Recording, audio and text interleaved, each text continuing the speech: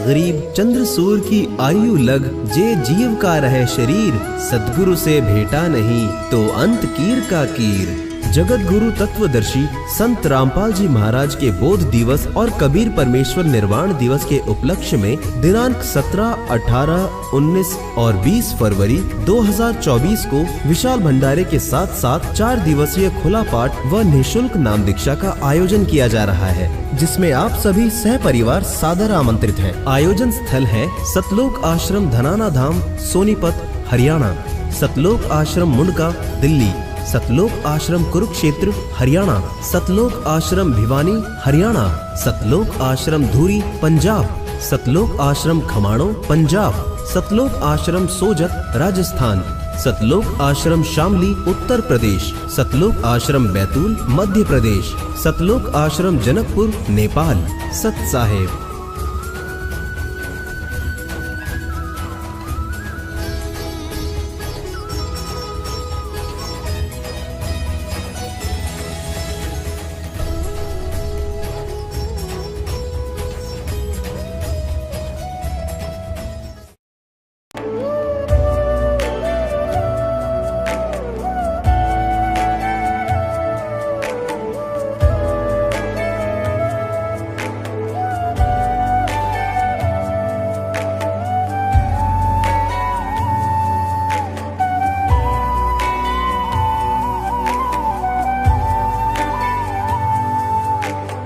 कौन ब्रह्मा का पिता है, कौन विष्णु की मां, शंकर का दादा कौन है, हमको दे बता। ये जानने के लिए कृपया सुनिए जगत गुरु तत्वदर्शी संत रामपाल जी महाराज के अमृत वचन सर्व पवित्र धर्मों के पवित्र शास्त्रों के आधार पर। कंठी माला सुमरनी ये पैरे से क्या हो, ऊपर डूंडा साध का और अंतर रख्या खो। ऊपर तो दिखा बड़ा महात्मा है, तिलक तलक लगा के बिंदी बंदी ला के माला 4 पैर के नो दिखा बड़ा महापुरुष है पहुंचा हुआ, और अंदर खख नहीं, तुम्हारे पास ज्ञान नहीं, अज्ञान से भरे हो। तो ऊपर डूंडा साध का, ऊपर तो डूंडा ठा रखा बड़ा महापुरुष होगा, लोग दिखावा, और अंतर रख्या खो, अंतर ज्ञान नहीं पूरा। गीता जी को आधार मानते हैं कि गीता जैसा ग्रंथ नहीं। श्रीमद् भगवत गीता एक बहुत ही अनमोल ग्रंथ है। और फिर नाम देते हैं हरे कृष्ण हरे राम, राधे श्याम सीताराम। बताओ गीता जी में है कहीं पर ये आप भी मूर्ख बन रहे, औरों को भी जीवन बर्बाद कर रहे आत्माओं का। पहले हमें ज्ञान नहीं था, इन किन बकवादों को हम समझ नहीं सके जो क्या उआ बाई बक रहे हैं ये। पहले एक प्रश्न किया किसी ने एक आचार्य से, उससे पूछा क्या ब्रह्मा विष्णु महेश किसकी भक्ति करते हैं, वो भी साधना कर रहे हैं। भगवान शिव को देख लो ऐसे बैठे समाधि में। कोई कहता है कि ये उस विराट परमात्मा की भक्ति करते हैं ब्रह्मा विष्णु महेश। इस मूर्ख ने कोई पूछे, अब तो तू कह रहा था श्री कृष्ण स्वयं परमात्मा है, पूर्ण ब्रह्म है, इसके अतिरिक्त कोई भगवान नहीं है, हैं?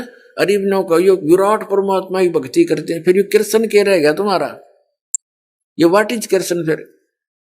इब तो तू कह रहा श्री कृष्ण सुप्रीम पावर है, अनंत कोट ब्रह्मांड का मालिक है।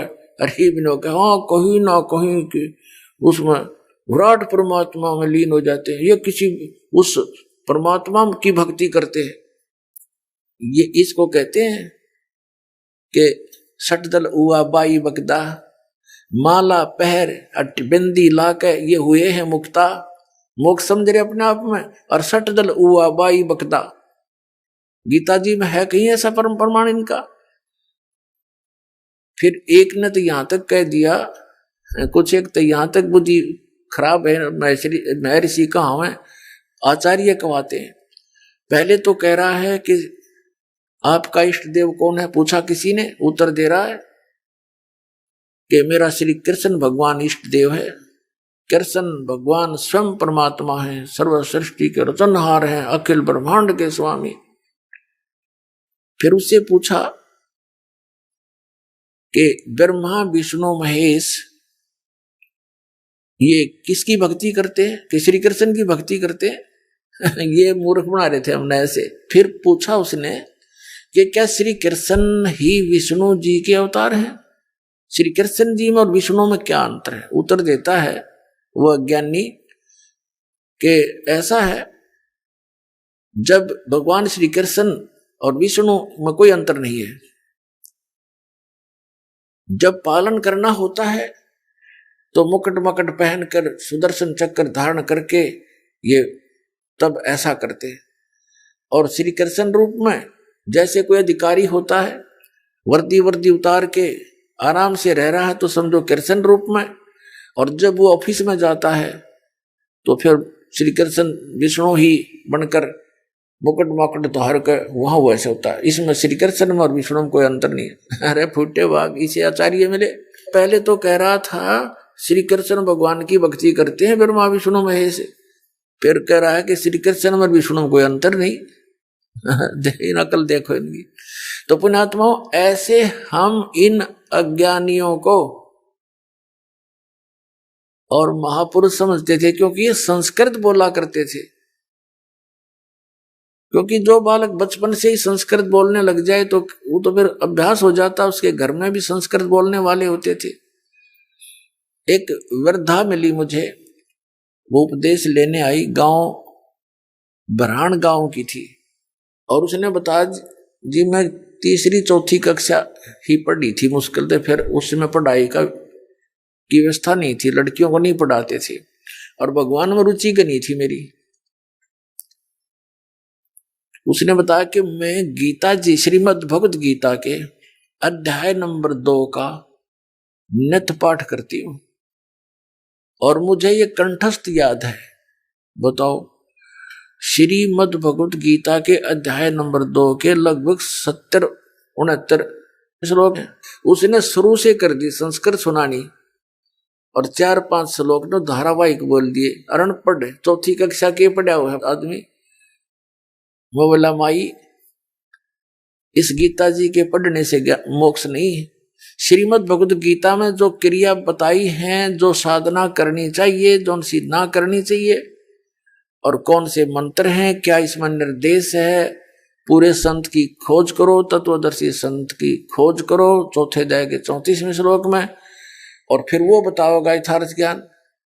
गीता ज्ञानदाता ने अपने सतर का ज्ञान बताते हुए 8वें अध्याय के 13वें श्लोक में कहा कि मुझ ब्रह्म का केवल एक ओम मंत्र है। ओम इति एकाक्षरम ब्रह्म व्यवहारण माम अनुस्मरण यह परियाति तजन देहम सयाति परमाम गतिम। अब गीता ज्ञानदाता श्री कृष्ण जी में प्रवेश करके वो ब्रह्म बोल रहा है, सरपुरुष बोल रहा है, काल बोल रहा है, जो गीता अध्याय नंबर 11 के श्लोक 32 में कहता है कि अर्जुन मैं काल हूं, और अब सबका नाश करने के लिए प्रवृत्त हुआ हूं। अब श्री कृष्ण बाहर खड़ा है, श्री कृष्ण से बाहर निकल के वो दिखाता, देख मेरा वास्तविक रूप ये है। वो विराट रूप दिखाया। और फिर 7वें अध्याय के 24 और 25 श्लोक में कहा है कि ये मूर्ख जन समुदाय मुझे कृष्ण मान रहा होगा। आई एम नॉट कृष्ण, मुझ व्यक्तिम आपनम मनन्ते। मुझ अव्यक्त को, जो मैं कभी किसी के सामने नहीं आता, अपनी योग माया से छुपा रहता हूं, मुझ उस अव्यक्त को ये व्यक्ति हुआ मानते हैं, मुझे कृष्ण मान रहे हैं। मैं कृष्ण नहीं, मेरा तो ये रूप है, देख। अब जब वो बाहर निकल कर दिखाया उसने रूप, विराट रूप, उसकी रोशनी में कृष्ण तो खड़ा भी ना दिखा था। तब अर्जुन ने कहा कि आप कौन हो? मैं आपको नहीं जानता है महानुभाव, आप अपना परिचय दो। अब कृष्ण अर्जुन का साला था, सुभद्रा उसकी बहन अर्जुन का ब्याह रखी थी। अपने साले ने कोई पहचान नहीं सकता क्या? उसको ये कह सकता मैं नहीं जानता, बताओ कौन हो? वो काल था। फिर वो उसी हाथ जोड़ रहा योद्धा, अर्जुन जैसा योद्धा हाथ जोड़ रहा है कि मैं आपके इस भयंकर रूप को देखकर बेचैन हो रहा हूं, मैं बहुत डर गया हूं, आप अपने उसी रूप में आ जाइए, चतुर्भुज रूप में।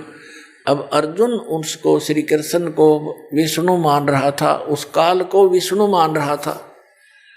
और फिर कहा कि वो काल कहता है कि मैं ये हूं भाई, सबको खाने के लिए आया हूं। तो इससे सिद्ध है कि श्री कृष्ण नहीं बोल रहा था गीता, वो श्री कृष्ण जी के अंदर प्रवेश करके ये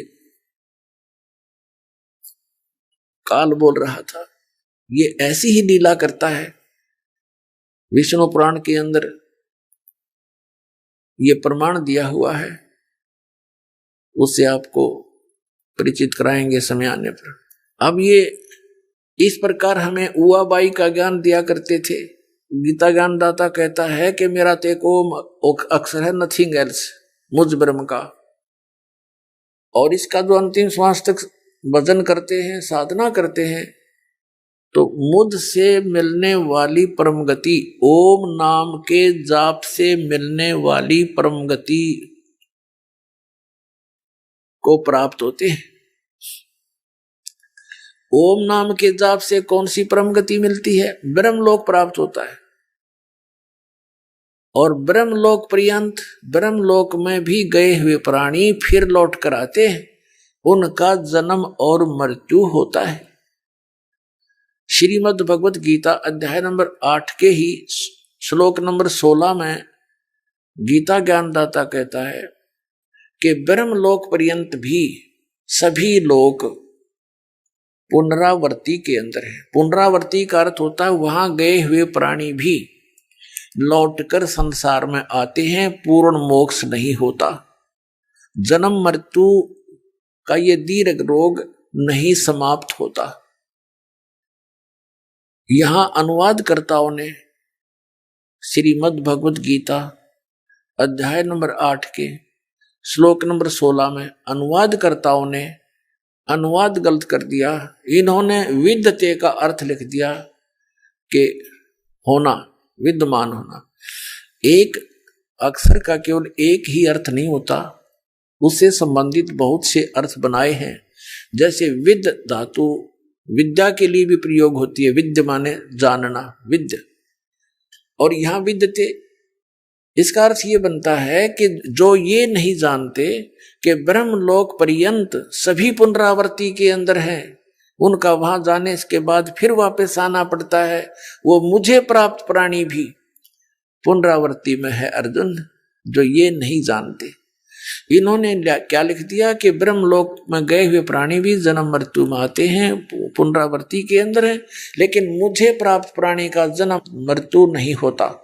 ये अनुवाद गलत है, क्योंकि यदि ये सही माने कि गीता ज्ञानदाता कहता है मुझे प्राप्त प्राणी का फिर जन्म नहीं होता, मेरी साधना करने वाले का फिर जन्म नहीं होता, तो फिर ये अन्य श्लोक बहुत सारे गलत हो जाते हैं। जैसे श्रीमद् भगवत गीता अध्याय नंबर 2 के और श्लोक नंबर 12 में गीता ज्ञानदाता कहता, अर्जुन ये ना सोच के तू और मैं और ये सभी सैनिक योद्धा पहले नहीं जन्मे थे और आगे ना होंगे। ये ना सोच के हम वर्तमान में ही जन्मे हैं, हमारा पहले भी जन्म हुआ है, हम सबका, तेरा मेरा और सबका, और आगे भी होगा। गीता जी अध्याय नंबर 4 के श्लोक नंबर 5 में गीता ज्ञानदाता कहता, अर्जुन तेरे और मेरे बहुत जन्म हो चुके, तू नहीं जानता, मैं जानता। फिर 9वें श्लोक में कहा कि मेरे जन्म और कर्म दिव्य हैं, अलौकिक है। श्रीमद् भगवत गीता अध्याय नंबर 10 श्लोक नंबर 2 में कहा है कि अर्जुन मेरी उत्पत्ति को, यानी मेरे जन्म को न तो ये ऋषि लोग जानते, न ये सिद्ध जानते, न ये देवता लोग जानते, क्योंकि इनका आदि कारण मैं ही हूं, इनकी उत्पत्ति करने वाला मैं ही हूं। अब यहां विचारणीय विषय है कि संतान अपने पिता की उत्पत्ति को नहीं जानता और पिता अपने पुत्रों की, अपने संतान की डेट ऑफ बर्थ भी बता देता है, जन्म तिथि भी बता देता है। तो यहाँ गीता ज्ञानदाता 10वें अध्याय के दूसरे श्लोक में ये तो स्वीकार कर ही रहा है कि मेरा जन्म, मेरी उत्पत्ति तो होती है, लेकिन ये देवता लोग जो इससे उत्पन्न हुए हैं, ब्रह्मा विष्णु महेश्वर, ये सब ये नहीं जानते। तो इसको कौन जानता है? इस ज्योत निरंजन यानी ब्रह्म का पिता परम अक्षर ब्रह्म सत्य पुरुष कबीर साहब कबीर देव वो जानता है, जो ब्रह्मा विष्णु महेश का भी दादा है। इस ज्योत निरंजन ब्रह्म जो ब्रह्मा विष्णु महेश का पिता है, इसका भी पिता है, तो वो जानता है। उसने आकर के स्वयं बताया है इसकी जन्म और मृत्यु को। तो इस प्रकार पुण्यात्मा इन सदग्रंथों को घोटने मात्र से और मोक्ष नहीं है, इन सदग्रंथों में जो लिखा है वैसे करने से मोक्ष होता है। तो उस परमात्मा ने आकर के क्या बताया हमारे को? ऋग्वेद मंडल नंबर 9 पहले बताते हैं आपको कि परमेश्वर ने कहा था अपनी प्यारी आत्मा धर्मदास जी को मिले थे, वो अपने विधान अनुसार जैसी लीला वो किया ही करते हैं। उनको बताया था कि ये चारों वेद मेरी ही महिमा का गुणगान करते हैं। वेद मेरा भेद है, मैं ना मिलूं वेदन के माही, और जौन वेद से मैं मिलूं ये वेद जानते नहीं। ये चार वेद ऋग्वेद, यजुर्वेद, सामवेद और अथर्ववेद, इन चारों वेदों में परमात्मा ने बताया कि मेरा ही गुणगान है। लेकिन इन चारों वेदों में वर्णित विधि से मेरी प्राप्ति नहीं हो सकती, क्योंकि इन चारों वेदों में महिमा तो पूर्ण परमात्मा की अत्यधिक है, और केवल वे ऑफ वर्शिप, साधना पूजा की विधि, पूजा का मार्ग वो केवल ब्रह्म तक का है। तो इसलिए उस पूर्ण परमात्मा की प्राप्ति के लिए हमें सूक्ष्म वेद की आवश्यकता पड़ेगी। वो सूक्ष्म वेद इस काल भगवान ने इस डर से नष्ट कर दिया था कि कहीं यहाँ के प्राणियों को इनके अपने पिता अपने निज ठिकाना सतलोक का पता ना लग जाए, जहां बहुत सुख है, तो ये भाग ना जाए यहाँ से सत साधना करके।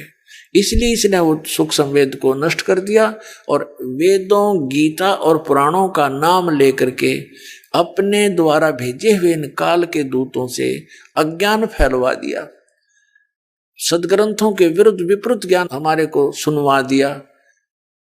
और जिस आधार से हम अपने परमात्मा को ना पहचान कर इन नासवान भगवानों को अविनाशी जानकर आश्रित हो गए, तो उसकी पूर्ति करने के लिए सूक्ष्म वेद जो काल भगवान ने ब्रह्म ने नष्ट कर दिया था, उसकी पूर्ति करने के लिए स्वयं परमात्मा आते हैं और उस सूक्ष्म वेद को अपने मुख से उच्चारण करके बोल के एक ऋषि रूप में, संत रूप में यहाँ पृथ्वी पर विचरते रहते हैं, घूमते रहते हैं और वो ज्ञान प्रचार करते हैं।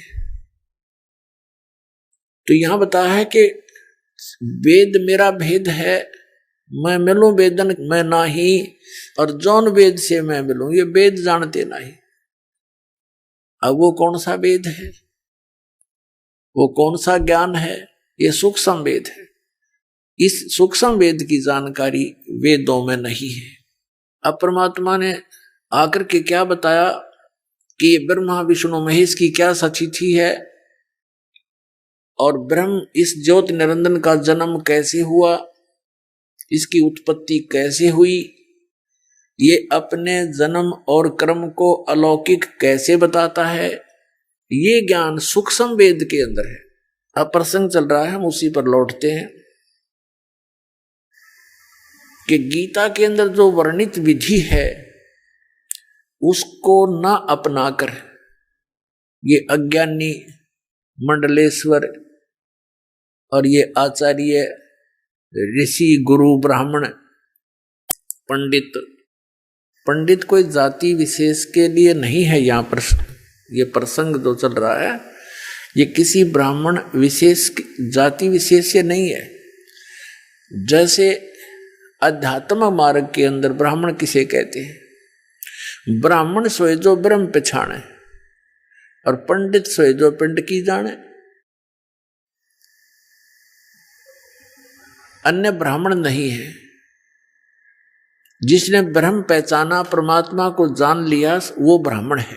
मेरे गुरुदेव जी थे, वो ब्राह्मण जाति से थे। गांव बड़ा पैंतावास, डिस्ट्रिक्ट भिवानी, दादरी के पास, हरियाणा के अंदर, वहां उनका जन्म था। ब्राह्मण वर्ग में एक ब्राह्मण वर्ण है, जैसे ये 4 वर्ण बनाए हुए हैं, क्षत्रिय, ब्राह्मण, वैश्य और शूद्र।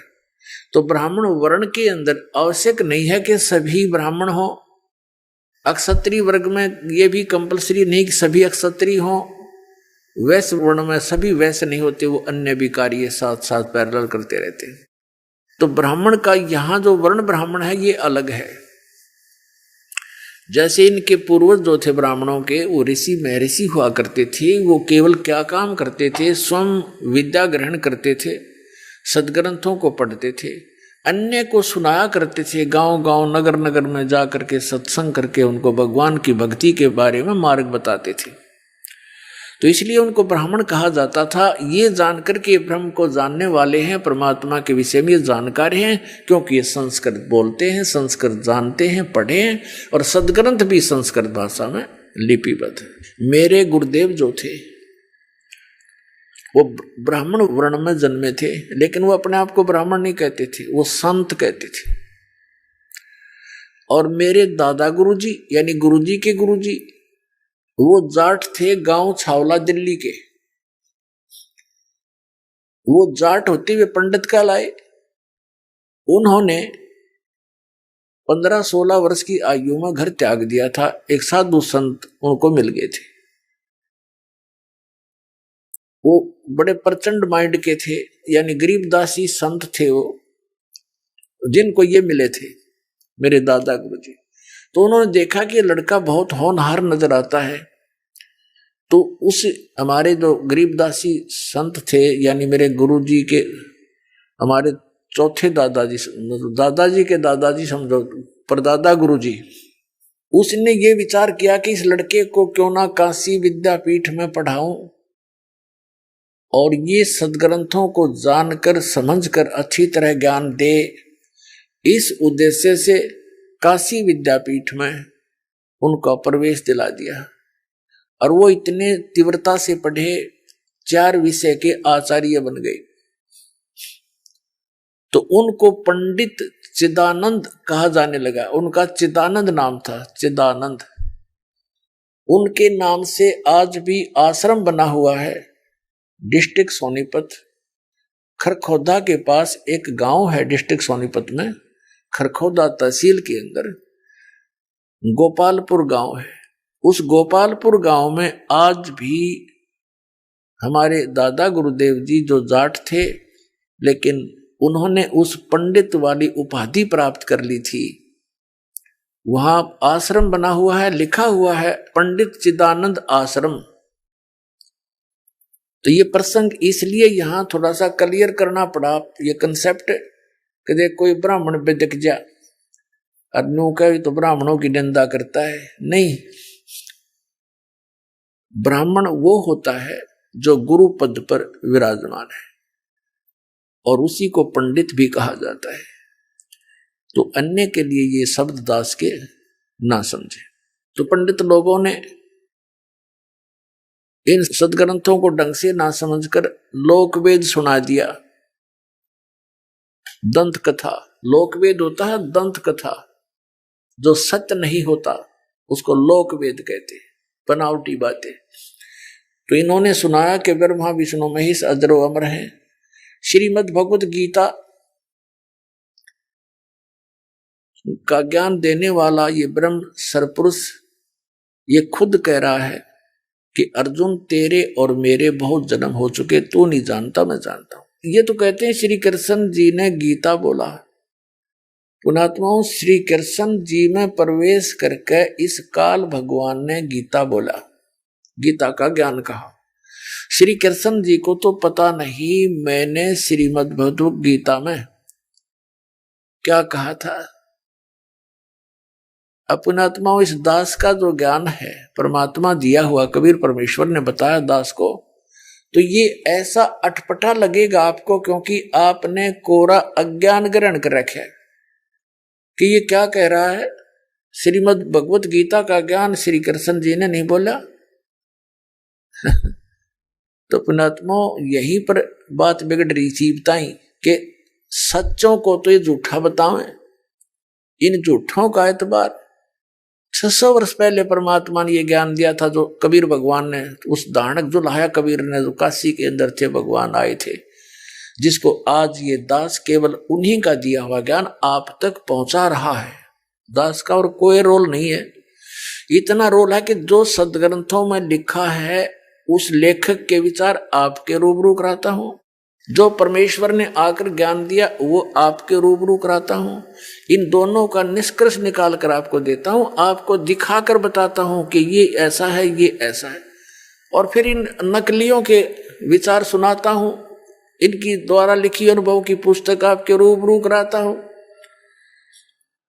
और फिर आपको ये बताना चाहता हूं कि जो हमारे सदग्रंथों से मेल नहीं खाते, जो विधि भगवान की भक्ति की या ज्ञान भक्ति का, तो यूजलेस है, उसको तुरंत त्याग देना चाहिए। दास का ये सब कुछ करके, ये प्रयत्न इतना करके, ये इतना चाहता हूं कि तो आप जी सदमार्ग को ग्रहण करें, कुमार्ग को त्याग दें। आपने जाना अपने घर को, और आप जा रहे हो जंगल की ओर, वन में जा रहे हो, वहां खा जाएंगे चित्ते और शेर वगैरह आपको, वहां पर भयंकर जानवर है, और कोई आपको बता रहा है कि ये दिशा आपकी ठीक नहीं है जिधर तुम जा रहे हो, तो वो प्रयत्न गलत नहीं, आप ना समझ सको, वो आपकी अपनी सोच होगी।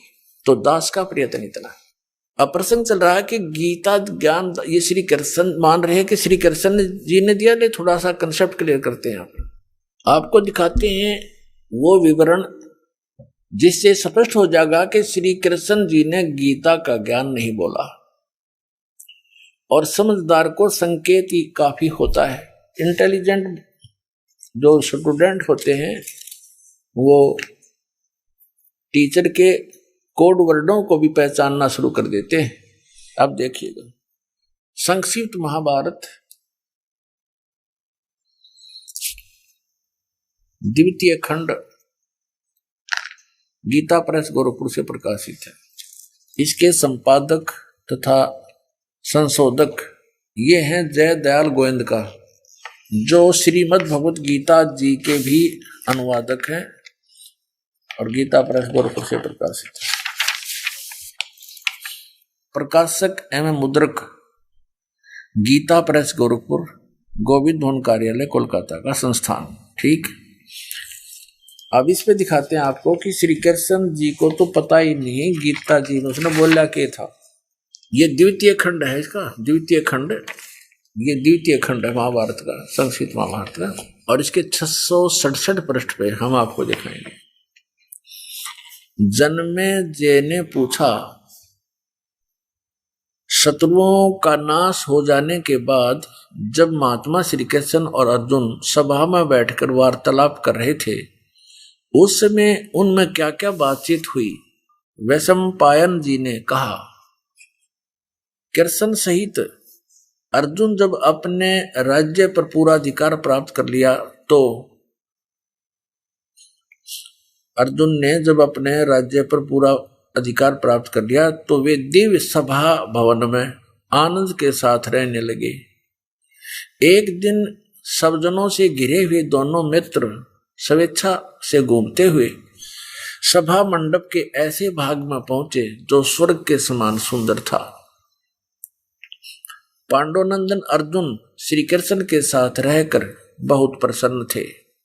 उन्होंने एक बार उस रमणीय सभा की ओर दृष्टि डालकर भगवान से यह वचन कहा, देवकी नंदन, जब युद्ध का अवसर उपस्थित था उस समय मुझे आपके माध्यम का ज्ञान और ईश्वरीय स्वरूप का दर्शन हुआ था, किंतु केशव आपने स्नेहवश पहले मुझे जो ज्ञान का उपदेश किया था वह सब इस समय बुद्धि के दोष से भूल गया है। उन विषयों को सुनने के लिए बारंबार मेरे मन में उत्कंठा होती है। इधर आप जल्दी ही द्वारका जाने वाले हैं, अतः पुनः वह सब विषय मुझे सुना दीजिए। यानी जो गीता जी का ज्ञान आपने युद्ध के समय सुनाया था वो फिर सुना दे, मैं भूल गया, अर्जुन कह रहा है।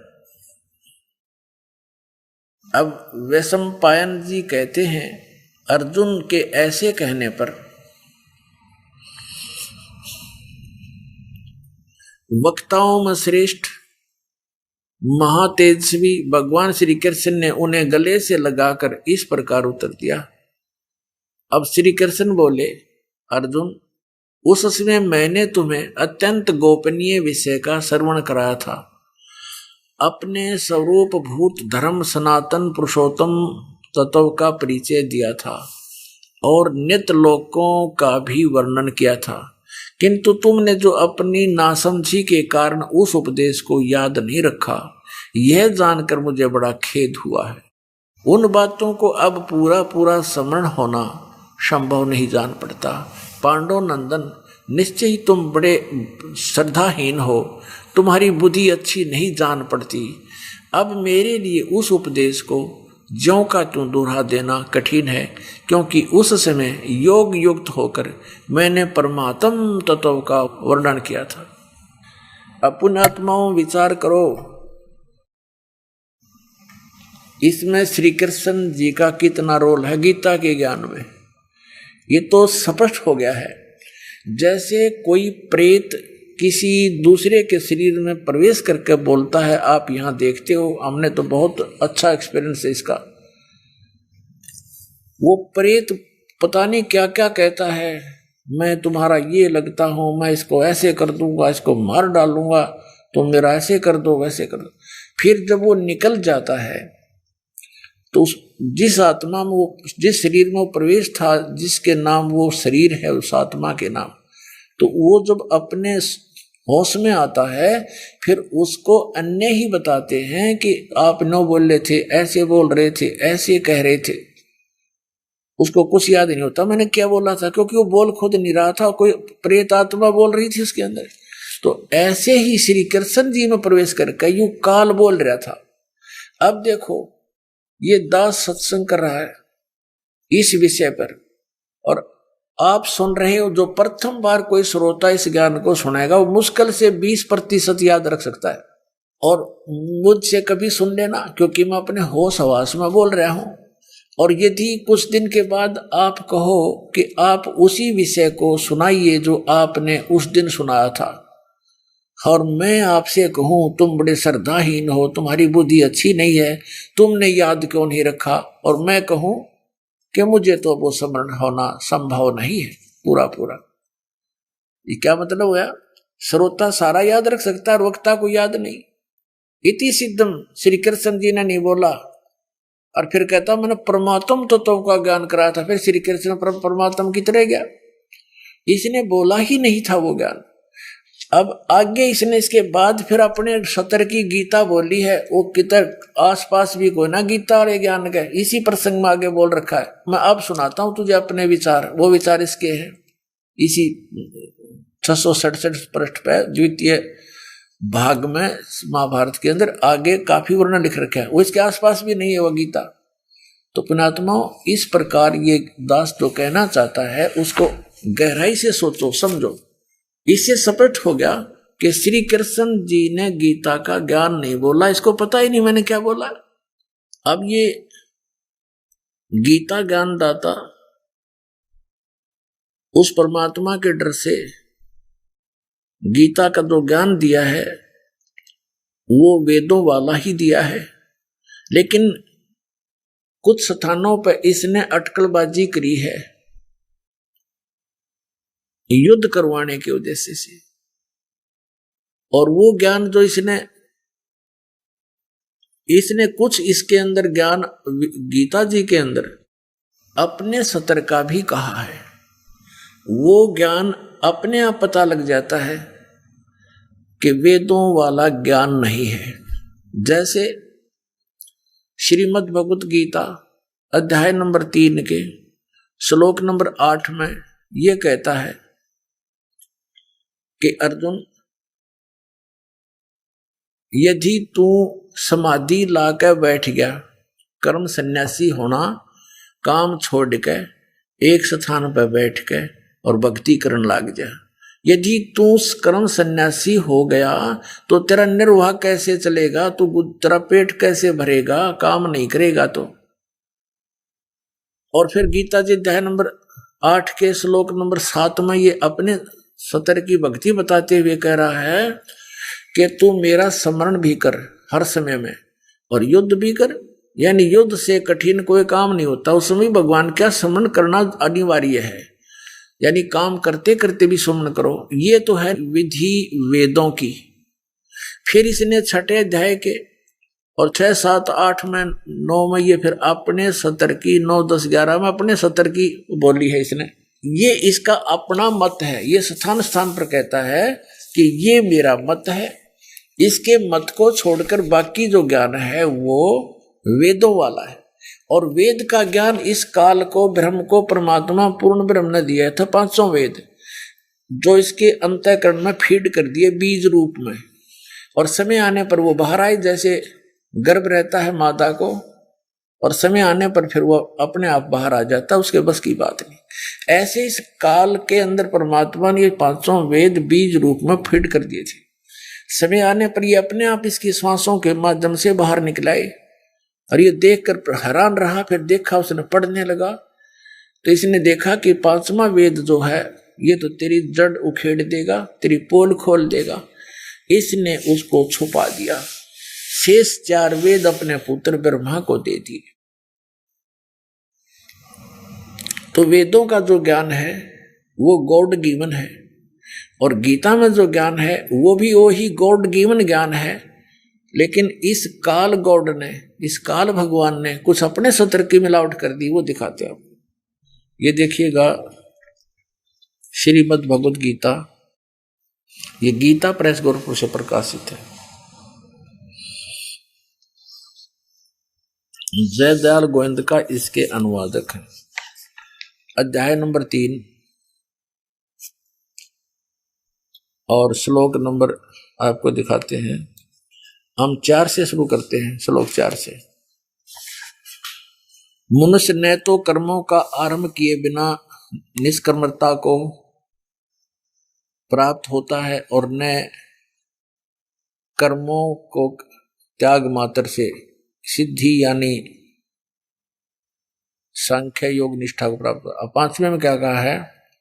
निसंदेह कोई भी मनुष्य किसी भी काल में क्षण मात्र में बिना कर्म किए नहीं रहता, क्योंकि सारा मनुष्य समुदाय प्रकृति जन गुणों द्वारा परवश हुआ कर्म करने के लिए बाध्य किया जाता है। अब 6 में, 3 अध्याय का 6 में ये 6 है। जो मूढ़ मनुष्य समस्त इंद्रियों को हठपूर्वक ऊपर से रोककर मन से इंद्रियों के विषयों का चिंतन करता रहता है, वह मिथ्याचारी दम्भ भी कहता है। तथा ये 7वां, किंतु हे अर्जुन, जो पुरुष मन से इंद्रियों को वश में करके तो अनासक्त हुआ समस्त इंद्रियों द्वारा कर्म योग का आचरण करता है, यानी काम करते करते भक्ति करता है, वही श्रेष्ठ है। इसका अर्थ ये। फिर 8वें में क्या कहा है, यहां इसका अनुवाद है। तू शास्त्र विहित कर्तव्य कर्म कर। शास्त्रों में वर्णित जो कर्म है भक्ति के वह कर, क्योंकि कर्म न करने की अपेक्षा कर्म करना श्रेष्ठ है। कर्म न करने से तो शरीर निर्वाह भी नहीं सिद्ध होगा। अब इससे सिद्ध हो गया कि यदि तू एक स्थान पर बैठा रहेगा तो तेरा निर्वाह कैसे होगा, इसलिए तू शास्त्र अनुकूल जो साधनाएं वो कर।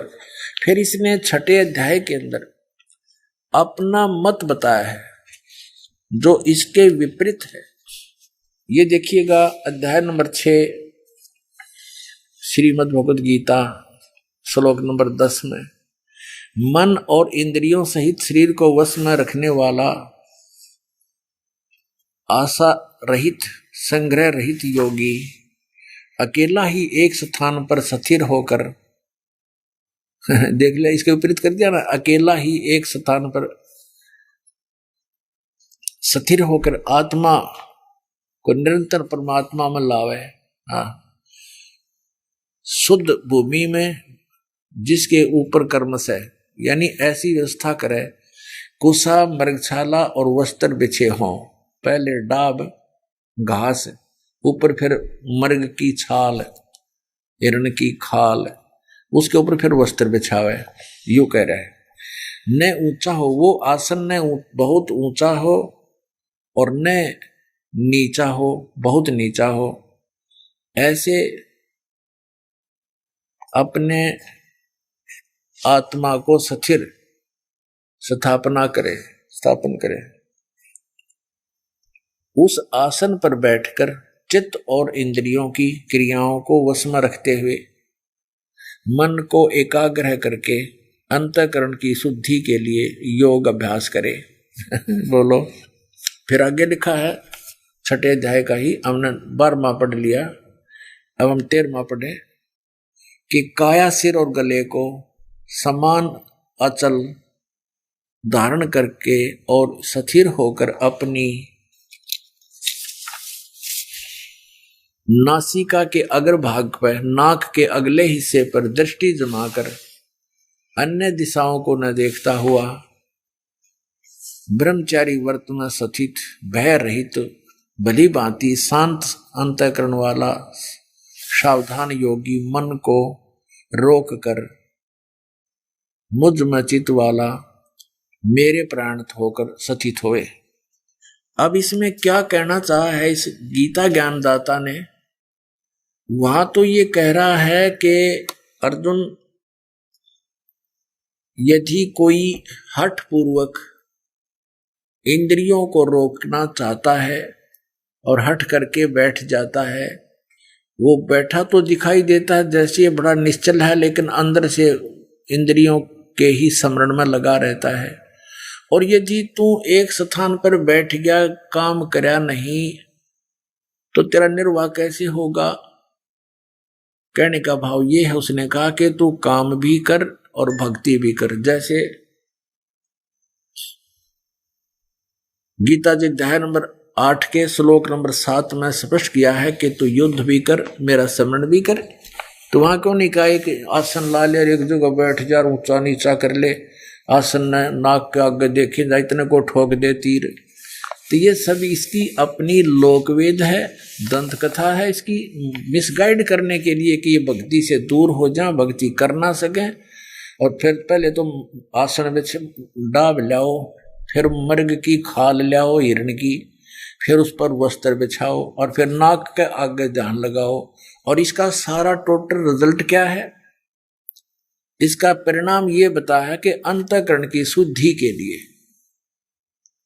और मन न रोक ले। फिर आगे से पूछा कि हे प्रभु, हे भगवान, मन को रोकना तो बड़ा कठिन है। तो फिर आप पे कहता, हाँ भाई ऐसा है, मन को रोकना तो वायु को रोकने के तुल्य है। फिर यहाँ कैसे कह रहा है कि तू मन न रोक कर भक्ति कर ले? जब मन न रुक गया तो फिर रोलाए के है, फिर तो पारे हो गया आदमी। इस मन को रोकने के लिए ही ये क्रियाएं और ये ज्ञान बताया जाता है जो सूक्ष्म वेद में भगवान ने बताया। इससे दूर कर दिया इसने मानव को। 8वें अध्याय के और 7वें श्लोक में ये खुद कह रहा है कि तू मेरा सिमरण भी कर और युद्ध भी कर। ये देखिएगा अध्याय नंबर 8 और यहाँ ये 7 मंत्र है, ये रहा, ये 7। इसमें कहा कि इसलिए हे अर्जुन, तू सब समय में मेरा स्मरण कर और युद्ध भी कर। मुझ में अर्पण किए हुए मन बुद्धि युक्त से होकर तू निसंदेह मुझको ही प्राप्त होगा। ये है वेद ज्ञान। वेद ज्ञान क्यों है? क्योंकि वेद में भी लिखा है। यजुर्वेद अध्याय नंबर 40 के मंत्र नंबर 15 में वेद ज्ञान दाता वही है जो गीता ज्ञान दाता है, जो श्री कृष्ण में बोल रहा है। तो वेद ज्ञान दाता क्यों कहा गया? क्योंकि इसको ज्ञान ग्रहण हुआ अंतःकरण में, और इसके अंतःकरण में ये फीड है और एक बाहर भी कॉपी आ गई जैसे कंप्यूटर के अंदर होती है, अंदर भी रहती है सेव और बाहर भी कॉपी उसका डाउनलोड कर ली जाती है। तो वहां से जो वो बोल रहा था उस समय वेदों का ज्ञान जो इसने सुनाया अन्य को, तो वो सही बोला। जब इसने युद्ध करवाना था, अटकलबाजी करनी थी, बाद में इसको पता लग गया कि तो इसमें भी बहुत कुछ निर्णय है, तो इसने अपनी अटकल साथ लगा दी और वो ज्ञान वेद ज्ञान गॉड गिवन है। अब जैसे यजुर्वेद अध्याय नंबर 40 के और मंत्र नंबर 15 में स्पष्ट किया है कि ओम नाम का जाप कर्तु समर, किलवे समर और कर्त्युम समर, वायु अनिलम अथिदम भस्मांतम शरीरम। ओम कर्तु समर, किलवे समर और कर्त्युम समर। क्या बताया है कि ओम नाम के जाप को काम करते करते श्रवण कर, विशेष कसक के साथ सुमन कर और मनुष्य जीवन का मूल कर्तव्य जानकर ओम नाम का स्मरण कर। जिससे क्या होगा कि जब तेरा शरीर नष्ट होगा, भस्म होगा, तेरा शरीर समाप्त होगा, उस समय तुझे इस ओम नाम के जाप से मिलने वाली जो राहत है, जो गति है, वो उतना अमृतव प्राप्त होगा। और यही गीता जी अध्याय नंबर 8 के श्लोक नंबर 13 में कहा है, ओम इति एकाक्षरम ब्रह्म व्यवहारण माम अनुस्मरण ये परियाति तजंदेहम स याति परमाम गतिम। मुझ ब्रह्म का केवल एक ओम मंत्र है और जो इसको अंतिम श्वास तक सिमरण करता है, शरीर त्याग कर जाते समय तक, तो मेरे वाली यानी परम गति को प्राप्त होता है। जो ओम से मिलने वाली परम गति, वो ब्रह्मलोक है, वो ओम से मिलने वाली परम गति। और ब्रह्मलोक में गए हुए प्राणी फिर वापस आते हैं, उनकी पूर्ण मोक्ष नहीं होता। अब आपको यजुर्वेद से रूबरू कराते हैं। ये यजुर्वेद है प्रकाशक सार्वदेशी कार्य प्रतिनिधि सभा, महर्षि सिद्धांत भवन, रामलीला मैदान, नई दिल्ली। इसके अनुवादक महर्षि सिद्धानंद, आर्य समाज प्रवर्तक, मुद्रक हैं Prince offset printers, 1510 Pataudi house, Daryaganj, नई दिल्ली से। ये 40वां अध्याय है, 4400 अध्याय, 40वां अध्याय। और इसका ये जो मंत्र है 15वां मंत्र है,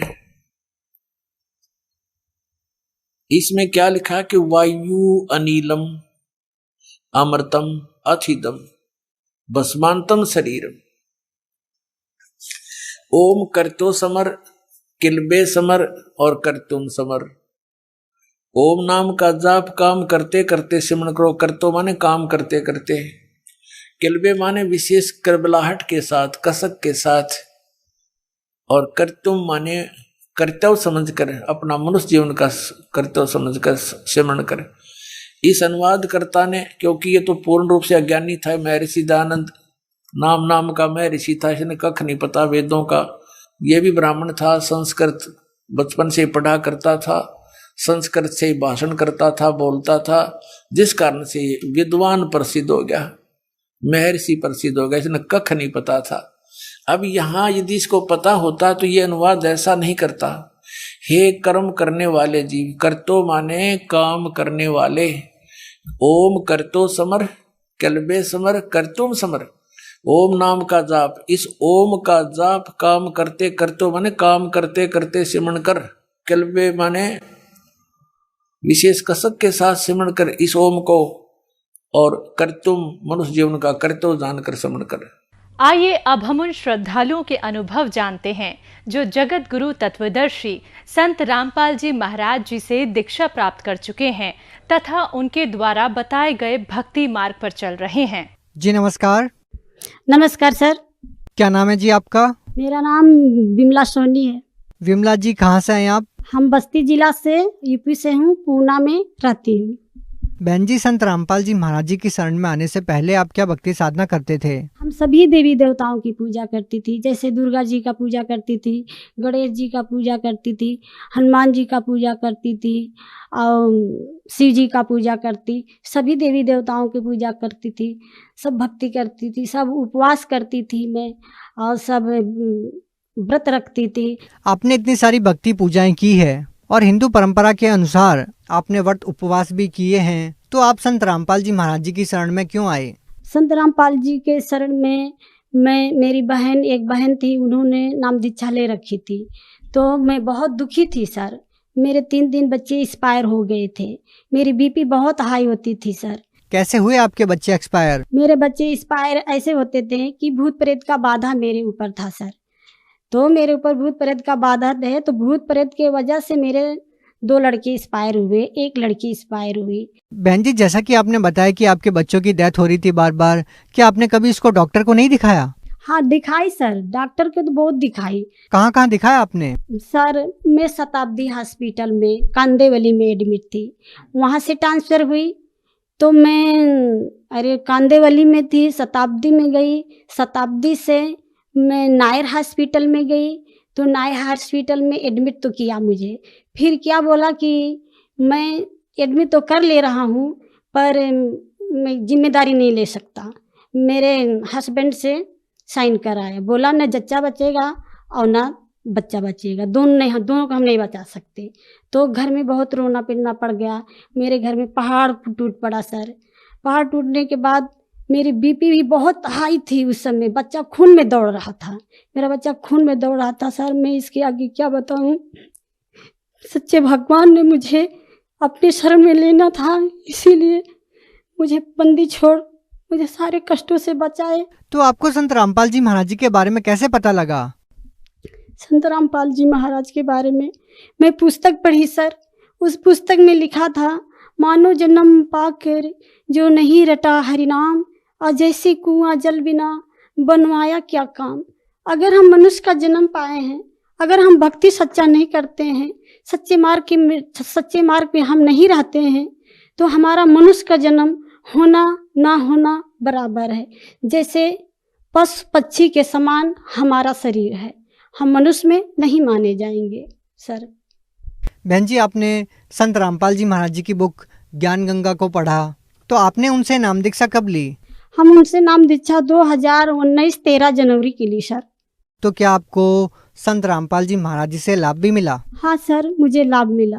पहला लाभ तो मुझे ये मिला कि मुझे सच्चे भगवान मिले, सच्ची भक्ति थी जो मुझे 8 साल के वर्ष में मुझे भगवान की तलाश थी, तो वो बंदी छोड़ मुझे मिले, संत रामपाल जी महाराज मुझे मिले सर। और बहुत सारे लाभ हुए हैं सर। मेरे पति जी बहुत नशा करते थे, तंबाकू का नशा करते थे, तंबाकू नहीं खाते थे तो बाथरूम नहीं जा पाते थे, वो तंबाकू खाने के बाद बाथरूम जाते थे। उनको बोलती थी ज्ञान समझो, भक्ति करो, तो वो बोलते थे तुम करो, तुम जाओ अपना सेवा में और सत्संग सुनो, मैं तुझे नहीं मना करूँगा पर मेरे को मत बोला कर, मैं नहीं कर पाऊँगा, इतना कठिन भक्ति है, इतना मर्यादा है, इतना मर्यादा में नहीं निभा सकता, मेरे बस की बात नहीं है। उनकी अच्छी बात बोलती थी तो उनको बहुत बुरा लगती थी सर। तो ऐसे ऐसे मेरा 6 महीना निकल गया। 6 महीना निकल गया तो मैं इतना रोती थी कि अभी हमको सच्चे मार्ग मिल गया है, सच्ची भक्ति मिल गई है, सच्चा परमात्मा मिल गया।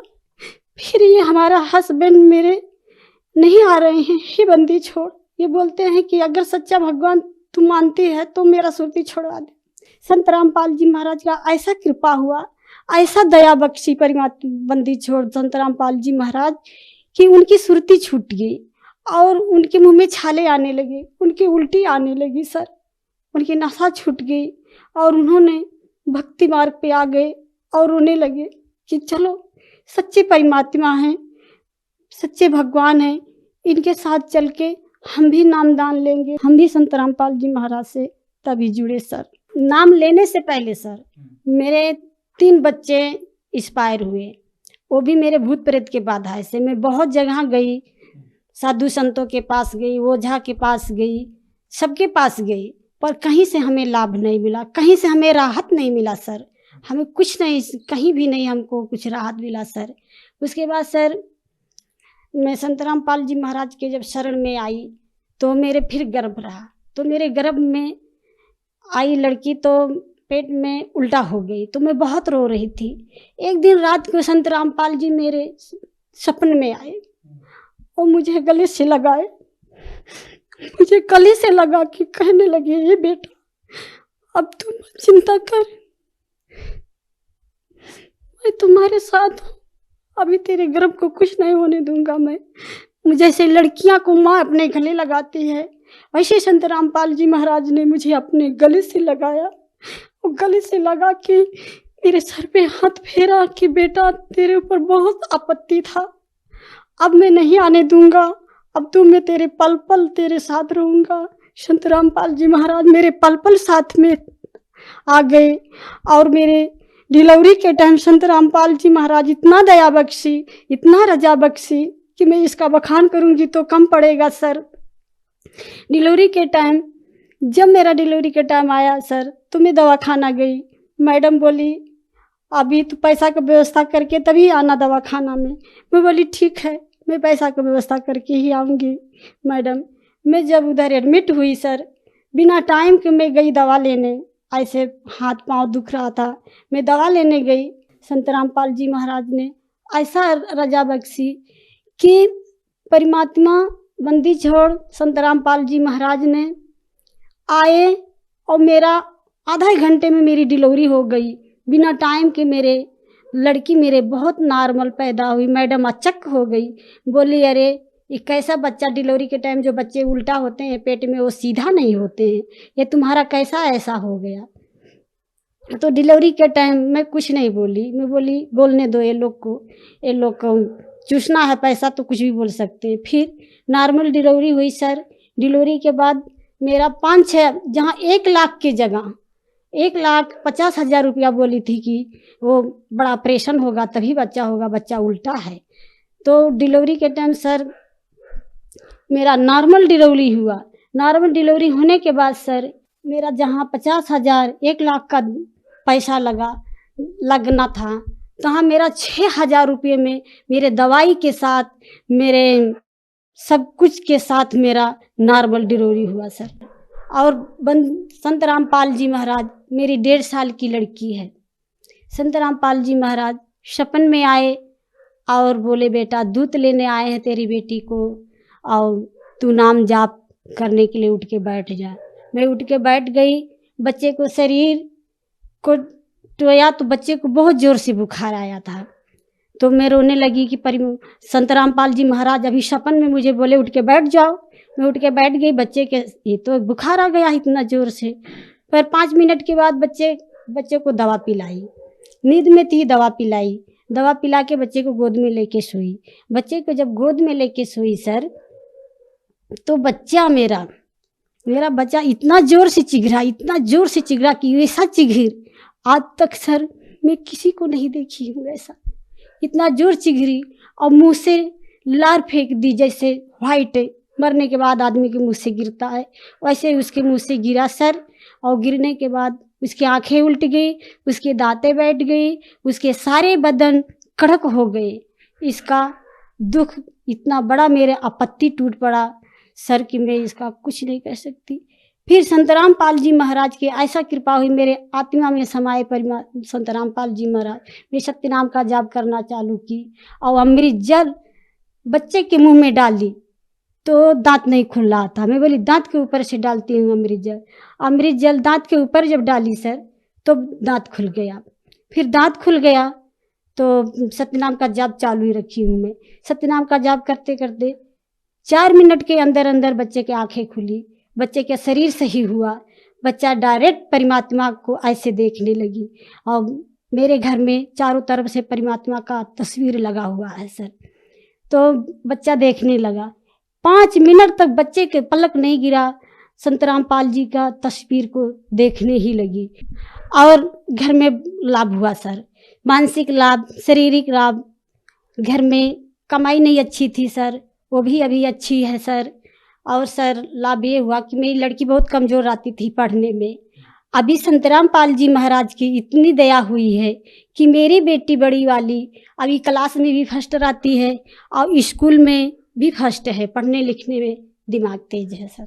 बहन जी, आप भगत समाज को क्या संदेश देना चाहते हैं? हम संदेश लायक नहीं हूँ सर, मैं अपने भाई बहनों से प्रार्थना कर सकती हूँ, सभी भाई बहनों, अपने रिश्तेदारों, अपने भाई बहनों सभी से ही प्रार्थना कर सकती हूँ कि आप आओ और नाम लो, सत्संग सुनो।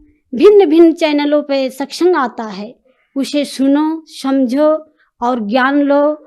और नीचे एक पीली पट्टी आती है, उस पे मोबाइल नंबर लिखा रहता है और एड्रेस पता लिखा रहता है, SMS कीजिए। और जगह जगह नाम केंद्र खुला हुआ है, उस पे संपर्क कीजिए और नाम दीक्षा लेके अपना जीवन मनुष्य का सफल कीजिए। बहुत बहुत धन्यवाद। सत साहेब।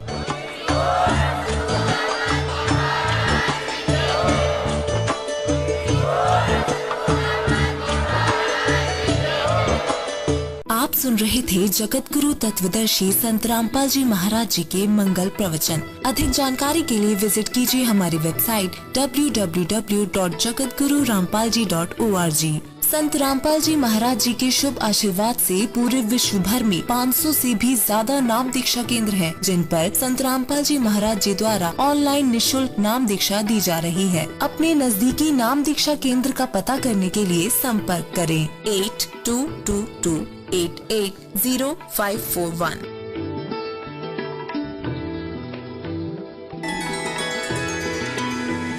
गरीब चंद्रसूर की आयु लग जे जीव का रहे शरीर, सद्गुरु से भेटा नहीं तो अंत कीर का कीर। जगत गुरु तत्वदर्शी संत रामपाल जी महाराज के बोध दिवस और कबीर परमेश्वर निर्वाण दिवस के उपलक्ष्य में दिनांक 17, 18, 19 और 20 फरवरी 2024 को विशाल भंडारे के साथ साथ 4 दिवसीय खुला पाठ व निःशुल्क नाम दीक्षा का आयोजन किया जा रहा है, जिसमें आप सभी सह परिवार सादर आमंत्रित हैं। आयोजन स्थल है सतलोक आश्रम धनाना धाम, सोनीपत, हरियाणा। सतलोक आश्रम मुंडका, दिल्ली। सतलोक आश्रम कुरुक्षेत्र, हरियाणा। सतलोक आश्रम भिवानी, हरियाणा। सतलोक आश्रम धूरी, पंजाब। सतलोक आश्रम खमाणो, पंजाब। सतलोक आश्रम सोजत, राजस्थान। सतलोक आश्रम शामली, उत्तर प्रदेश। सतलोक आश्रम बैतूल, मध्य प्रदेश। सतलोक आश्रम जनकपुर, नेपाल। सत साहेब।